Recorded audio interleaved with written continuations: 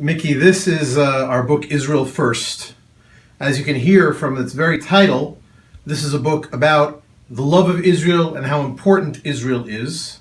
It's coming from, believe it or not, a perspective of Christian prophecy. But it's Jewish prophecy that the Christians, or at least our audience, are fascinated by. Okay. And we specifically are talking about the blood moons, which I won't go into it right now, you can read about it, are four Likuye Yareach, four lunar eclipses that happen back to back on the Jewish holidays of Pesach, Sukkot, Pesach, Sukkot.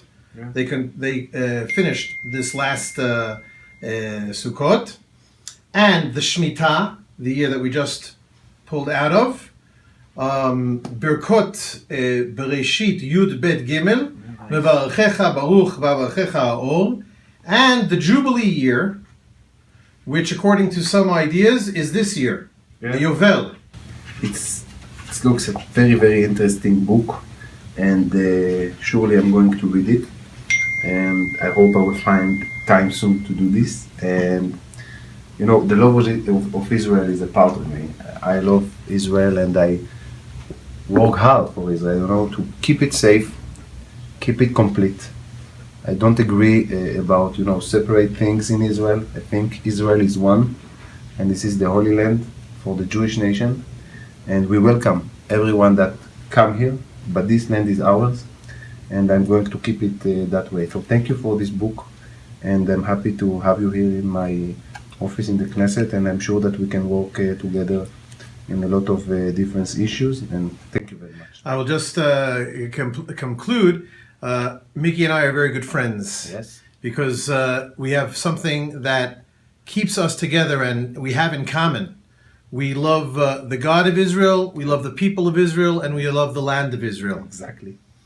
And I'm not putting words into Miki's mouth. No, this is the exact word that I used a few seconds ago. That's exactly right. Yeah. And Miki is a new member of the Knesset. There are quite a few new members of the Likud this time. Miki, of course, is a member of the leading party in the coalition of the Likud. Thank you very much. You are now a chairman of a... I'm the coordinator of the financial committee, and this is a very important thing that I'm doing in the Knesset. I'm a member in a lot of committees, and I work very hard. I don't see my family so much, but it's important because I work for my people, and I think it's maybe the most amazing thing that a person could have in his life, and I think this is my mission in my life, to keep safe our nation, to help our nation to grow up, to build itself, and I hope that I'm doing a good job until now. I think you are. I met Miki on a hilltop in the hills of Judea, in a place called Oz Vegaon, which is in memory of the three boys who were killed about 2 years ago. We met one more place. We met in a few places. Yes. I think the first meeting was, I forgot, it was around Hebron, I think. Oh, of course. As our students know, I live in the area of Hebron. Yeah, I met you near your house. That's right. Miki is one of the members of the Land of Israel group, the Land of Israel Shdula, which is a lobby in the Knesset. And he immediately shone out as one of the strongest people in there, and you can see on Miki that what he has over here is what he has in here. Yeah, this is what I'm doing. I'm doing all the time.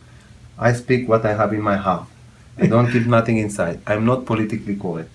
Sometimes it's good, sometimes it's bad, but this is my way. I cannot change it, and I hope that our electors will, know how to appreciate this way and maybe respect it and help me next time to be another time a member in the Knesset from the Likud party. And your career is ahead of you. You're young. How old are you? About 24? 36. 36. Yeah, 36. I have 4 children. Ah. Yeah, so I have beautiful family, thank God. And now I'm thinking that in a few years maybe I will be in a better position in the Knesset. Yes. And I'm working hard for it, and I hope that it will happen in the help of God, of course. You are certainly deserving. Bob, have you got any questions for Miki Zohar? Miki, there's one question I think that our students might have. I understand from Gadon that you've been participating in helping businesses with the right to close on Shabbat. Yeah. Now, this issue, I think, may be somewhat confusing. Can you explain what is the issue? The Jewish nation bring to this world a great idea. The idea was that one day in a week we can rest. After we bring this beautiful idea, all the other cultures just try to do the same thing like us. The Islams make their holidays in Friday, and the Christians make their holidays in Sunday. But unfortunately, in the last 20 years, Israel left the day off. In Shabbat, unfortunately, a lot of businesses are open. I'm okay with businesses for pleasure will be open on weekends, on Shabbat. But I think that all of the other businesses, like going to the supermarket, or buying clothes or shoes, is not important in Shabbat. I think that in Shabbat, every Jewish people need to rest. They can go to the theater, they can go to the cinema, they can go to the sea. I'm okay with that. But I don't think that they need to go to work, and I don't think that they need to go to make shopping. So this is the idea. I want a really day, not really day. I want a day that it will be real rest, not like every other day of the week. So this is what I'm thinking about. I'm trying to help it happen. It's not so easy. A lot of people doesn't like this idea, and I understand them. But I think it's right. It's right and it's good for the Jewish nation in his Jewish country. What are the pressures that come upon business owners when they think about, well, should I close for Shabbat under today's laws? What pressure are they under? First of all, you can see the pressure that I was having from the media. The media make a very big pressure on me, because you need to understand that a lot of people makes a lot of money in Shabbat, and they have commercials in this media. And this media wants their commercials. So they tell the media, if you don't attack member of Knesset Miki Zohar, we won't make, you don't make money with us anymore. So I have a very strong pressure from the media, and I stand up and I say to this media and I say to everyone, this is a Jewish and democratic country. We need to rest one day in a week, and it will be Shabbat. Whether you like it or whether you're not, this is what I believe in. And it was very hard, but I think I did a good job there, and I think that it will happen.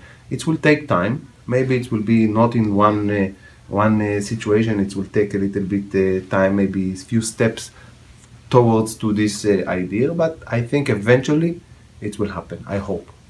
Maybe more recently, that was in the headlines a few months ago, but more recently was the headlines about making Sunday a day of rest as well. I think this idea came up after I brought my rule. I don't think that Sunday should be the day off. Mm-hmm. I think that in Tuesday you can give half day off. Maybe you can work few hours on Tuesday until noon, and then you can go and rest few hours with your family. You can go shopping, you can go do whatever you like with your family, and all of the people in Israel will be happy for this idea. They tell the story about Menachem Begin, who was the Prime Minister of Israel. They raised this idea of a 5-day work week of Saturday and Sunday already 50 years ago.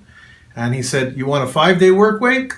Let the Israelis, let them first start working 1 day a week, and then maybe 2 days a week. If they can get up to 5 days a week, we'll worry about it then. Okay. But thank God now, the jokes aside, Israel is a technological leader. Yeah. It's an export leader. And of course, not to mention, humanitarian people are going all around the world dealing with humanitarian issues. Even they will try. They will keep trying, but nobody will ever vanish us. We will stay here.